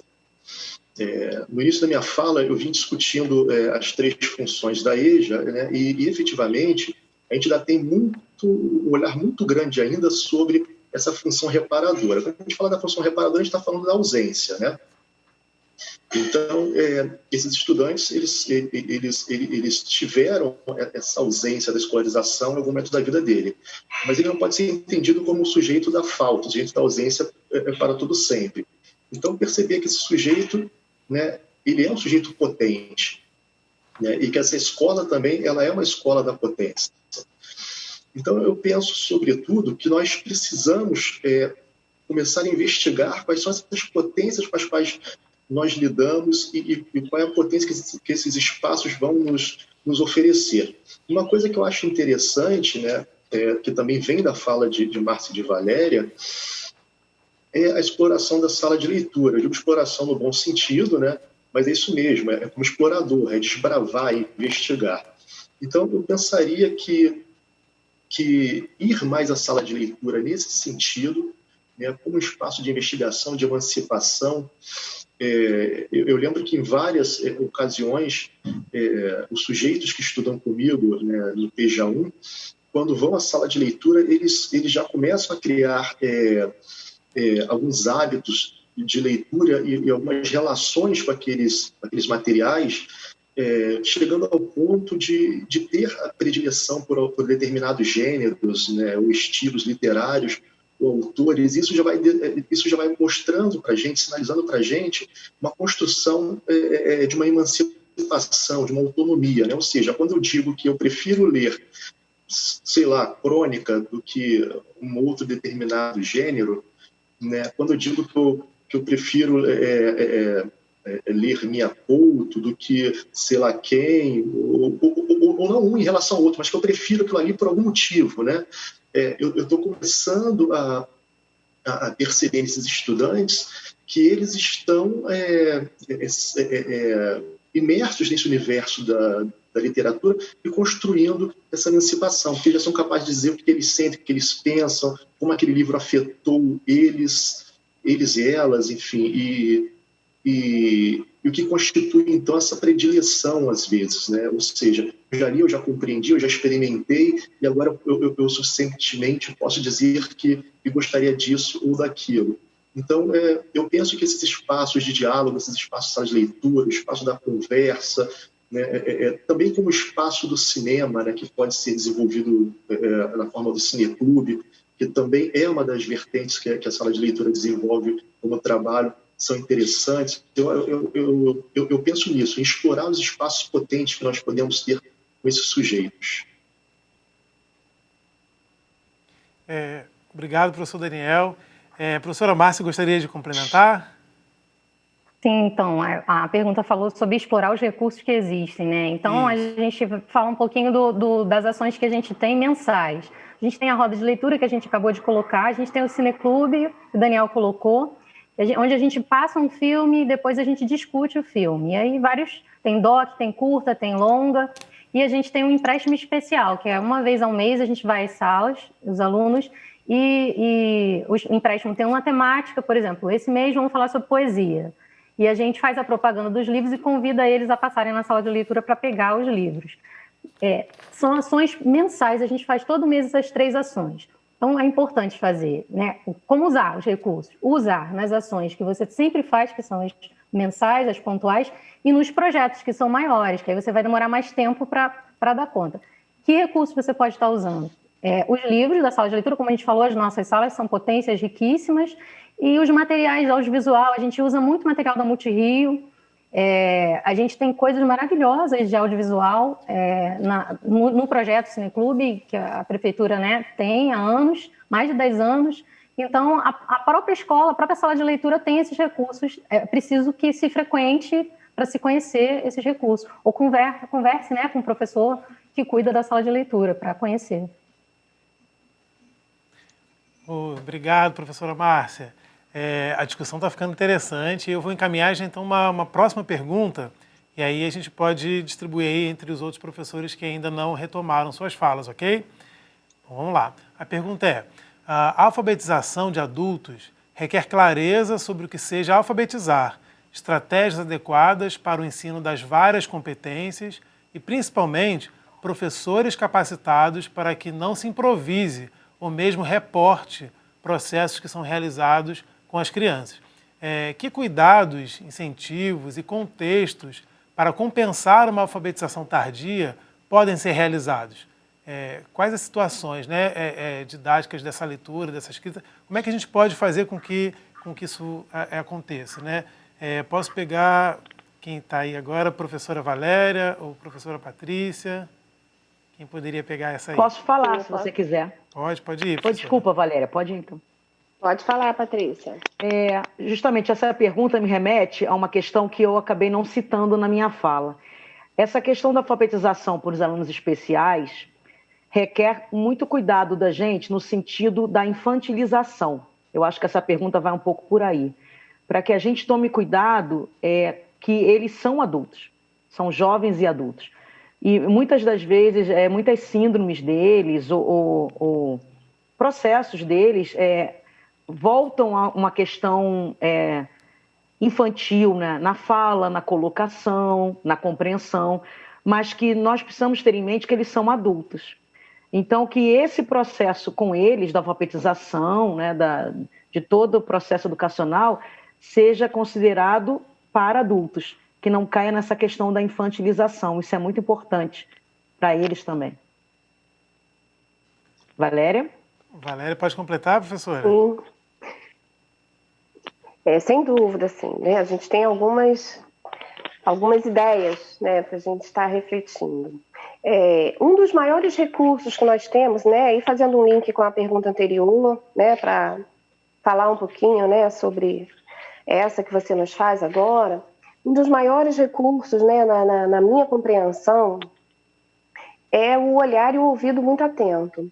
Ouvir esses jovens e esses adultos, como eu já falei anteriormente, ouvir as suas histórias, porque são essas histórias que trazem para nós um universo da realidade em que esses alunos vivem. E que incorporar, né, a gente fala tanto de trazer a partir da realidade, e como fazer com que isso não fique apenas num discurso teórico. É quando a gente escuta, de fato, né, os estudantes, é quando nós damos um ouvido, né, prestamos-lhes um olhar e um ouvido muito atentos. Para quê? Para que nós possamos não apenas ouvir e ficar, então é isso e tal, coitadinho, que história triste, ou então, que bom que você fez. Não, mas para nós juntos, né, professores e estudantes, eles também caminham junto conosco na proposição de propostas pedagógicas, que eles possam ser também emancipados no seu próprio processo de aprendizado da leitura e da escrita, né? Que nós possamos valorizar essas diferentes culturas, né, que advêm desses alunos, que são produzidas nesses meios, né, de alta vulnerabilidade, e que essas produções elas sejam locos, né, privilegiados de uma reflexão crítica a partir desse aluno, né, para que ele perceba até que ponto aquela realidade que ele vive é aquilo que ele tem de é isso mesmo, foi Deus que quis, né, Deus quis assim, quando Deus quiser eu vou sair, ou que ele comece a imprimir, né, uma reflexão acerca disso e acredite que ele é o próprio agente transformador. Ele pode se transformar. O papel do educador seria, né, na minha opinião, esse grande, né, a gente tem, como enquanto educador, esse grande objetivo, que é mostrar ao aluno que ele é um agente de transformação do seu entorno e de outros entornos, e que aquilo reverbere, e que só assim a gente pode ter uma desigualdade social diminuída, ao menos, né, e quiçá, né, e entrando na utopia, diluída de fato, né, não só diminuída, mas como desaparecida, né. As produções textuais, né, partir de produções textuais nas quais, coletivamente, os sujeitos se veem, produções textuais a partir da realidade, não produções produzidas para que claramente se alfabetize, né? Vamos trabalhar o B, o F, o G, o P, né? Mas não, que sejam contextos reais de produção de leitura e de escrita, de textos dos mais variados gêneros, né, literários, e a literatura, as rodas, né, elas, mais uma vez, elas nos auxiliam, né, nessas produções. Muito bacana, professora. Acho que são muitas ideias, né? São muitos recursos possíveis, mas talvez a estratégia mais sensível seja justamente essa de ampliar os canais de escuta, né? Para percebermos esses sujeitos e as suas realidades, os seus contextos, dentro da sua produção de subjetividades e de complexidades, né? Acho muito importante essas duas falas. Então, vou caminhar para uma próxima pergunta, tá? Quais situações didáticas de leitura e escrita, estratégias, não podem faltar em sala de aula e como trabalhar com cada uma delas? Pode ser, vamos começar com quem agora? Pode ser, de novo, Daniel? Não. Vamos pegar a professora Márcia, pode começar agora? Então, eu colocaria ler para as turmas, com as turmas, colocar eles para lerem, né? Vai parecer óbvio, mas a gente só aprende a ler lendo mesmo. Então, a roda de leitura não pode acontecer só lá na sala de leitura. O professor que está em sala de aula, na semana dele de planejamento, tem que ter uma vez por semana essa roda de leitura. Nesse momento, acontece, né, no momento da roda, é que o aluno percebe os erros que ele está tendo, né? Quando ele está lendo, quando a gente está fazendo a roda, tem aquele aluno que está lendo melhor, né? Lê mais rápido, lê fluente, tem aquele aluno que lê bem devagar, ainda construindo a sua leitura. E todos têm que ter paciência de escutar e esperar essa construção. Então, tudo está sendo trabalhado ali. Então, no conjunto, né? Escrever texto coletivo, começar, né, no texto coletivo e depois o texto individualmente. Isso tem que estar na prática do professor, na semana dele. Não adianta só colocar conteúdo se ele não praticar tanto a leitura quanto a escrita. Isso tem que estar sempre presente. Obrigado, professora Márcia. Pessoal, eu vou encaminhar uma próxima pergunta, mas sintam-se à vontade para pegar o contexto da anterior e inserir, né, na sua resposta, para que a gente possa dinamizar, né, e otimizar o nosso tempo na conversa, ok? Então, a nossa próxima pergunta seria: como incorporar ao público da EJA os conhecimentos sobre consciência fonética, decodificação e fluência nas práticas do dia a dia, partindo do texto coletivo? A professora Patrícia poderia pegar essa resposta aí? Ou qualquer outro professor que queira dar o primeiro encaminhamento aí. Por mim, pode passar as colegas da sala de leitura. Melhor, né? Com a formação e a expertise muito maior na questão da alfabetização, do letramento. Tudo bem. Então vamos com Valéria, que aí já faz a dobradinha aí com a Márcia. Pode ser. Eu percebo, né, o texto como essencial, né, uma prática essencial para que a gente pense as diversas, né, as multifacetas, né, da construção da nossa língua, né? A consciência fonêmica, ela vem sendo, né, discutida, né, atualmente, mas ela é necessária porque a nossa fala, ela, né, a gente fala por sons, né? Mas partir dos sons puramente sem contexto não faz o menor sentido. Não apenas para os jovens e adultos e para nenhum segmento, para nenhuma outra modalidade. Então, o texto com contexto, né? O texto, contexto, os gêneros textuais e as realidades, né? Que essas realidades sejam escritas, que eu construo, né? O que não poderia faltar? A construção de textos coletivos, né? E aí, lembrando que a professora Patrícia traz a contribuição de Vygotsky, né? Teórica, né? Desse pensador. O que eu faço junto, eu vou me capacitando para fazer sozinho mais lá na frente. Então, sempre partir de construções coletivas, leituras coletivas, para que o aluno, aos poucos, se encoraje e também possa ler, né, individualmente, até atingir a emancipação leitora, assim como a escrita também.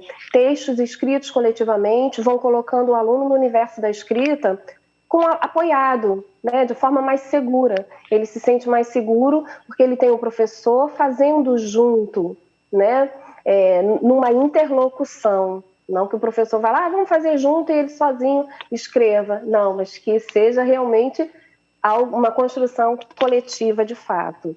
Né? Eu acho que são ações que não podem faltar na sala de aula, é o texto. E quando só para texto, ele pode agregar diversas disciplinas. Um texto de uma forma multitransdisciplinar, né? Todas as disciplinas, o texto está na vida, a palavra ela é vida, a palavra é arte, né? Então a palavra é texto, todas as disciplinas elas contêm esse texto e que podem ser trabalhados textualmente. É isso, professora Valéria. Palavra é vida, palavra é texto. E eu peço desculpa porque eu falei uma coisa errada, né? Eu falei consciência fonética, a professora Valéria bem me corrigiu, consciência fonêmica. Enfim, peço desculpas. E vamos para a próxima pergunta e sintam-se à vontade para poder responder, ok, professores? Muitos projetos de alfabetização tentam atingir vários objetivos e propósitos, inclusive a formação profissional e a identificação de oportunidades para a obtenção de emprego e renda. Existem outros projetos que atingem esses propósitos de outra forma, com sucesso? Existem essas outras formas, professores? Daniel? Existe.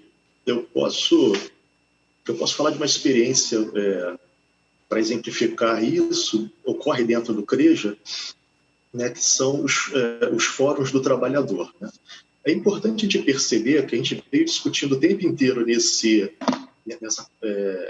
nessa conversa de hoje dos contextos. Então, pensar a alfabetização dentro disso, né, nunca desvinculada. E eu fiz uma pergunta lá no início que eu trago para essa nossa conversa, baseada num texto e numa proposição da professora Maírce, que a alfabetização tem conteúdos, né? Ela faz essa pergunta. Então, é pensar isso, né? O mundo como esse conteúdo alfabetizador. Portanto, né, a gente pensar o trabalho como um dos possíveis conteúdos alfabetizadores, discutir isso. Dentro do CREJA, né, para além da sala de aula, digamos assim, mais estrito senso, né, com seus professores, nós temos um fórum que já está na 11ª edição, né, o Fórum do Trabalhador. Então, ao longo de 11 anos, ele é um fórum anual, ao longo de 11 anos ele vem se realizando com esse propósito de discutir com os estudantes, né, justamente os mundos do trabalho. E nesse sentido, não só pensar a questão profissionalizante, mas discutir tudo que implica, né, o direito trabalhista, né, discutir também, por exemplo, desde como compõe-se um currículo, como compõe-se a sua formação, para que você possa alcançar determinado posto de trabalho, né? Até discutir outros assuntos que são mais amplos dentro desse universo, né? Que a gente denomina mundos do trabalho, no plural mesmo, porque a gente não pensa um mundo único, né? Mas vários mundos possíveis. E dentro disso, esse sem número de assuntos que vão atravessar esses mundos de trabalho são discutidos ali. E ele vem dando resultado bastante interessante, né, e se constituiu já algo tradicional dentro do CREJA que é buscado pelos estudantes, né, eles já perguntam, eles já estão inteirados dessa ocorrência e, portanto, disso como parte do processo educativo deles. Então é bastante interessante pensar essa experiência, né, que ela pode ser realizada dentro da possibilidade de cada espaço educativo, né, e da forma como as pessoas conseguem e pensam ali, e é mais um espaço de diálogo, ou seja, onde a totalidade daquelas vozes que estão ali em diálogo vão construindo esse conhecimento, né, e essa significação para o que é o trabalho. Muito bem, professor Daniel, que também não ficou atrás, né, trouxe algumas participações especiais aí, alguns cachorros junto com os colegas lá da Valéria, participando ativamente aí da nossa conversa. Muito bom. Poderia completar, Pedro, a fala do Daniel? Pode, por favor, pode sim. Pensando na questão, né, dos nossos alunos especiais incluídos no PEJA, justamente toda aquela nossa discussão sobre a alfabetização ser uma grande visão de mundo, né, fornecer essa grande visão de mundo, independente de ter alcançado a questão total, né, da leitura e da escrita, é que muitos alunos nossos e os nossos alunos especiais têm condição e vão para o mercado de trabalho. Então, existem cada vez mais projetos de empresas público-privadas, não só pela questão legal, né, porque existe a porcentagem da necessidade de se colocar né, trabalhadores, né, com necessidades especiais, mas também por essa visão da potencialidade deles como trabalhadores ter aumentado. Então, existem projetos que vêm crescendo nisso, e justamente essas parcerias, como eu tinha citado na minha fala, que são extremamente importantes.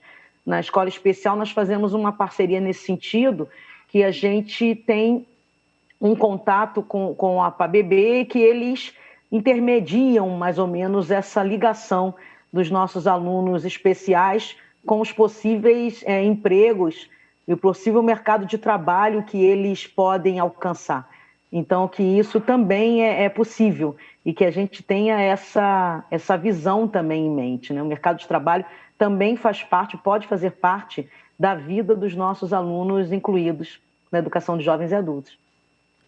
É isso, obrigado, professora Patrícia, completou brilhantemente. Acho que é importante a gente pensar também por esse ponto de vista. Eu vou encaminhar mais uma pergunta, e aí eu vou deixar os professores também poderem responder, que seria: o que pode ser considerado imprescindível avaliar no processo de ensino-aprendizagem na alfabetização dos sujeitos trabalhadores? O que pode ser imprescindível? Professora Márcia, talvez?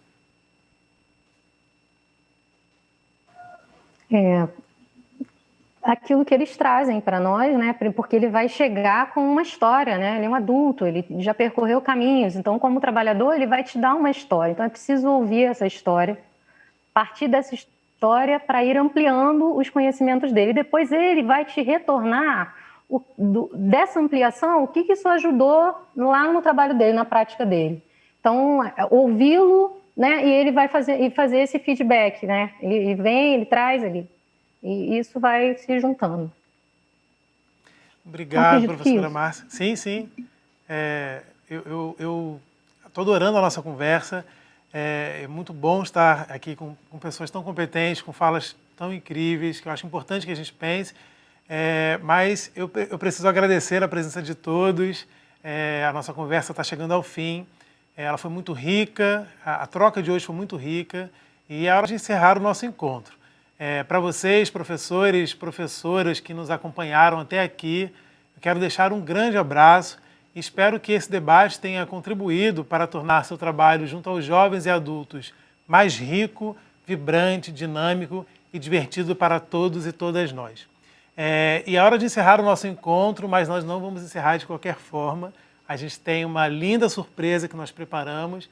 Nós vamos trazer uma voz negra potente da literatura brasileira, a nossa querida escritora Conceição Evaristo, que vai deixar um recado, uma homenagem a todas as professoras, professores alfabetizadores, e vai trazer para a gente um trechinho da sua obra para que a gente possa finalizar essa conversa de uma maneira super poética e potente. Até a próxima! Quero agradecer o convite para participar da Semana da Alfabetização, e o título é muito sugestivo, né? Tempos e movimentos na alfabetização. E, coincidentemente, aliás, não existe coincidência, né? Quando se fala do PEJA, eu me lembro que eu trabalhei, nós chamávamos de EJA na época, ainda... Para mim, que foi um dos momentos mais marcantes da educação no estado e no município do Rio de Janeiro, que foi no momento da implantação de CIEPs. Eu participei desse momento de implantação de CIEPs e fui da equipe, né? Eu fui responsável pela implantação do projeto juvenil, em que nós trabalhávamos com jovens e adultos, justamente, que estavam fazendo, esses jovens e adultos faziam a alfabetização. Então, eu me lembro que eu era professora coordenadora e falava muito com os professores que estavam sob a minha responsabilidade, como também tinha um contato direto com os alunos.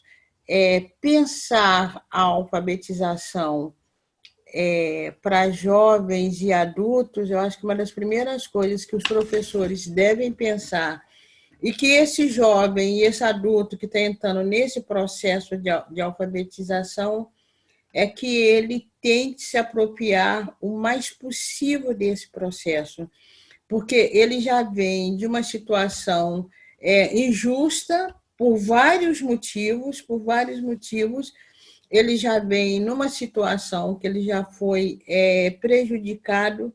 Então, quando ele chega nesse processo, que ele já chega jovem ou chega adulto, ele tem de chegar com uma consciência muito grande, que ele está se apropriando de um direito que, na verdade, ele já foi ludibriado nesse direito. Então, quanto mais ele aproveitar e ele se apossar desse momento, mais ele está exercendo o próprio direito dele de cidadão. Quando a gente pensa que a Constituição brasileira garante o direito de alfabetização para todos. E eu acho também que esse jovem e esse adulto, quando ele volta para a escola, ou ele entra na escola pela primeira vez, eu acho que ele já tem uma consciência, ou ele já percebeu o que é não ser alfabetizado numa sociedade em que a gente até usa, né, a máxima, vale o que está escrito. Então, o sujeito, homem ou mulher, que não é alfabetizado na nossa sociedade, ele já sofre um processo de exclusão. Ele já tem uma cidadania incompleta. Então, se apropriar desse direito, ou quando o Estado, ou quando o município oferece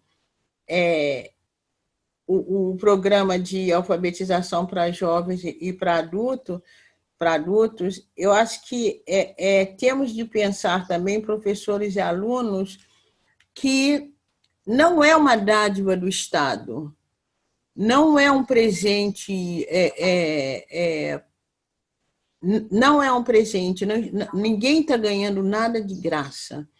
Eu acho que tem que se lembrar justamente isso. A escola pública não é de graça.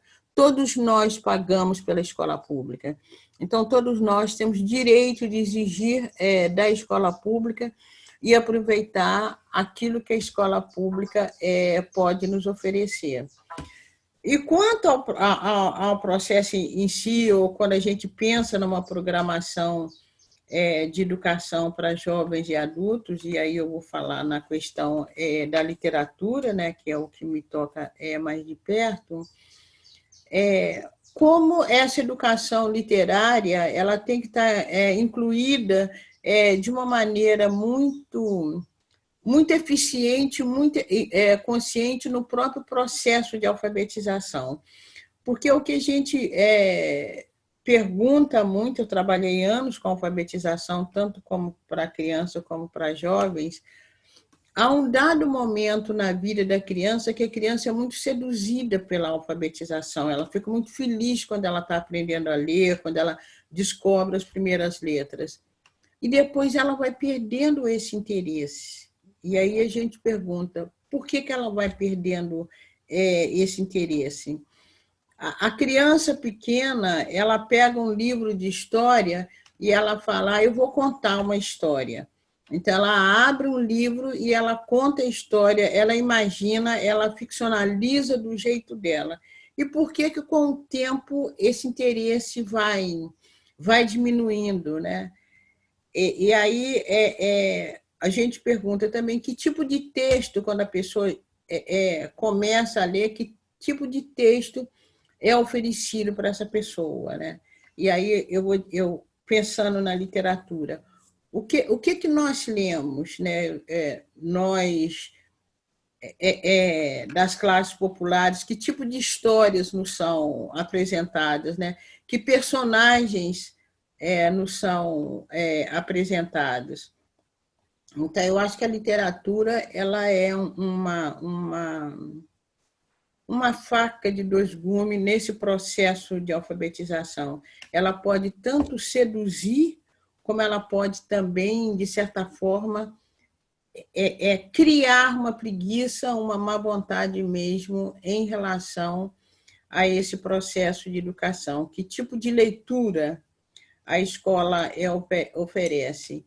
E também, não só que tipo de leitura, mas que tipo de escrita, porque eu acredito muito também que a leitura desperte a curiosidade ou desperte o desejo para a escrita, né?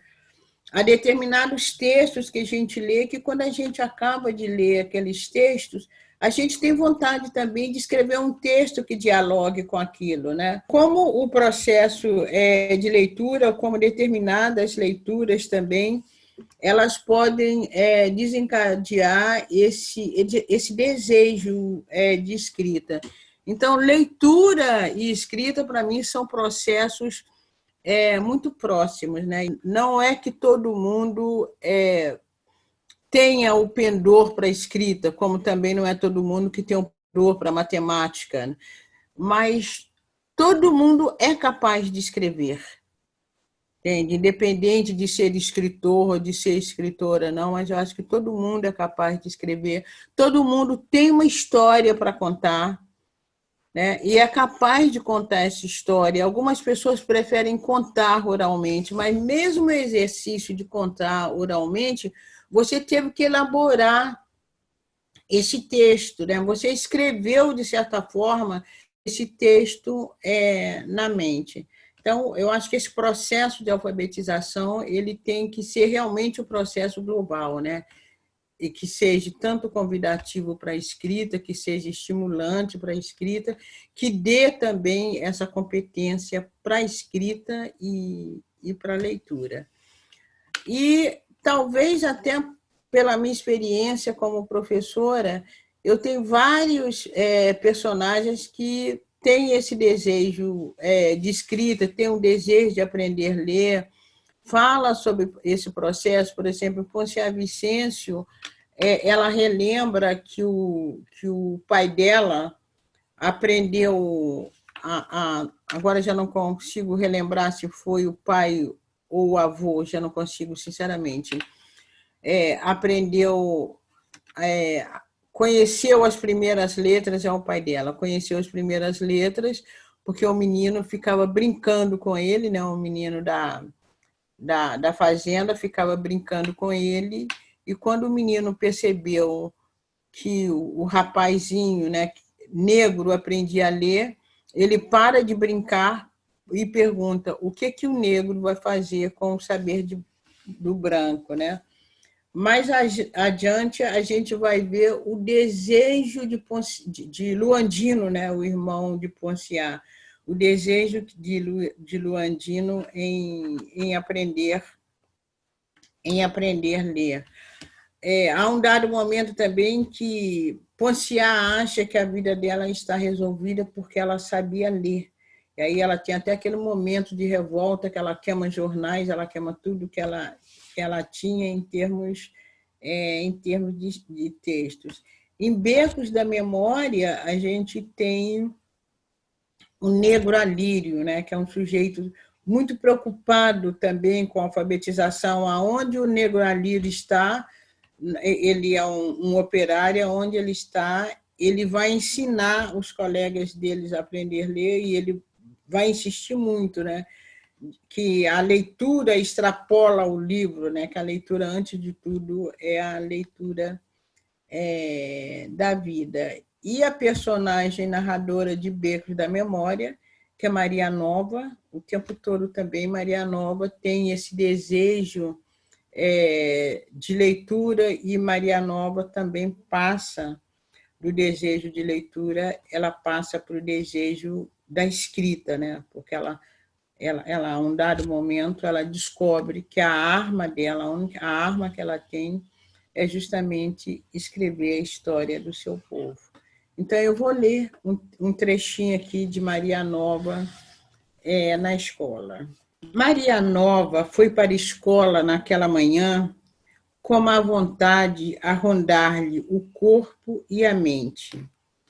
Cada vez que tinha de se ausentar da favela, o medo, o susto, a dor agarravam-lhe intensamente. Era como se fosse sair e, ao voltar, não encontrasse mais ninguém naquele território exprimido. Na semana anterior, a matéria estudada em História fora Libertação dos Escravos. Maria Nova escutou as palavras da professora e leu o texto do livro. A professora já estava acostumada com as perguntas e com as constatações da menina. Esperou. Ela permaneceu quieta e arredia. A mestra perguntou-lhe qual era o motivo de tamanho alheamento naquele dia. Maria Nova levantou-se dizendo que, sobre escravos e libertação, ela teria muitas vidas para contar, que tomaria a aula toda e não sabia bem se era isso que a professora queria. Tinha para contar sobre uma senzala, de que hoje seus moradores não estavam libertos, pois ainda não tinham condição de vida. A professora pediu que ela explicasse melhor, que contasse em mais detalhes. Maria Nova fitou a professora, fitou seus colegas. Havia tantos, aliás, alguns eram até amigos. Fitou a única colega negra da sala. E lá estava Maria Esmeralda, entregue à apatia. Tentou falar. Eram muitas as histórias nascidas de uma outra história, que trazia fatos encadeados consequentes, apesar de muitas vezes distantes no tempo e no espaço. Maria Nova olhou novamente a professora e a turma. Era uma história muito grande, uma história viva que nascia das pessoas, do hoje, do agora. Era diferente de ler aquele texto. Assentou-se e pela primeira vez veio um pensamento. Quem sabe um dia escreveria essa história? Quem sabe passaria para o papel o que estava escrito, gravado e cravado no seu corpo, na sua alma, na sua mente. Bom, é a gente pensar também a alfabetização e a escrita como uma arma de luta e como uma arma de libertação. E talvez por isso os projetos educacionais maldosamente são feitos de modo que, ao invés de facilitar a educação de um povo, pelo contrário, dificulta.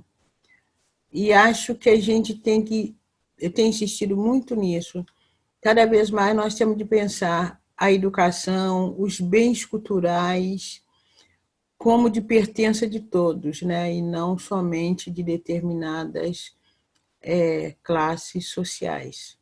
Então, eu quero deixar o meu abraço para os professores, porque todo o processo educacional ele só acontece com quem põe a mão na massa, e quem põe a mão na massa são os professores.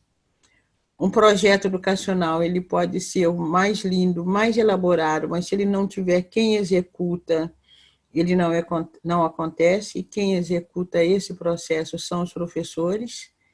Então, eu quero deixar meu abraço, meus parabéns, e, ao mesmo tempo, reforçar essa ideia da educação como direito de todos, de todas e de todes. Um abraço. Oi, pessoal. Olha eu aqui de novo, mas é bem rapidinho, eu prometo, gente. É só para lembrar que nós preparamos um formulário digital para que vocês, professores, professoras que estão nos assistindo, possam preencher e enviar até o dia 28 de setembro para a Coordenadoria de Ensino Fundamental. Fazendo isso, vocês poderão receber o certificado de participação da 8ª Semana de Alfabetização 2020, ok? E é muito simples, tá? Na descrição desse evento, aí na sua tela, vocês encontram o link para acessar o formulário e não se esqueçam de preencher, tudo bem? É muito importante. Fui!